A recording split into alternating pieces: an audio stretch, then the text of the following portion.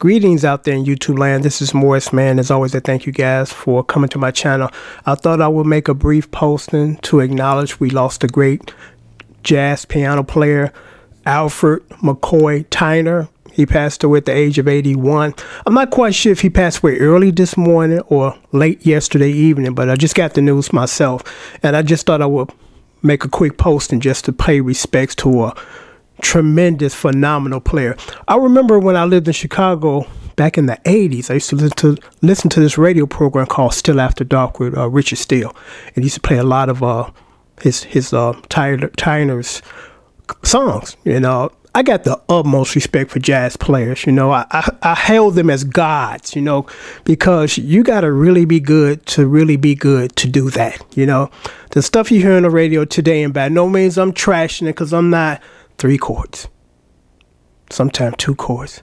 There's this one song. I'm not even gonna mention the artist's name. It's 1 chord in the whole song, 1 chord, and it took 5 people to write. I'm looking at the credits. It's 5 people under there. I'm like, why did it take 5 people to write a 1 chord song? You know, unless they struggling with the lyrics and they need 5 guys to write the lyrics. But that's just a comparison from what I grew up listening to and studying to now.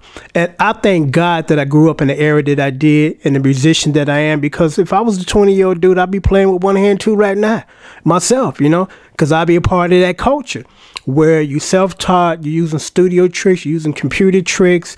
You know, back in the day when we played in the studio and we messed up, we started over. We didn't cut and paste, and now just move it over here and cut that little bad note out of there. You know, it makes you a better player when you play. When you keep messing up and you go upstairs and your daddy say, hey, take your tail upstairs and practice, you know, you become a better player. Because, and I'm going to say this briefly because now I'm venturing off somewhere else. Back in the 70s, 80s, 60s, there was a lot of live albums. If you were a musician or artist that had like a 10-year run, at some point in time, you did a live album. You know, I'm like, now that's gone away. Why? You can figure that one out yourself. No musicians to actually play live on the stage. A lot of these compositions now are like 2 guys. 1 guy on keyboard, another guy doing drum programs, you know? And I know that saves a lot of money, but to me, I can tell when it's just 1 guy doing everything. I mean, I can just tell, you know? And I can tell when there's 20 guys putting together this one masterfully put together composition, you know? But I'm going to sound off now. I just want to acknowledge the passing of a great jazz, phenomenal, legendary musician, Alfred McCoy Tyner, passed away at the age of 81. We're going to miss you.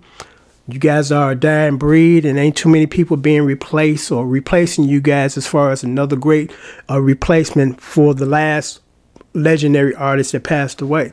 You know, but that's just my opinion. Till next time, take care and thanks for watching.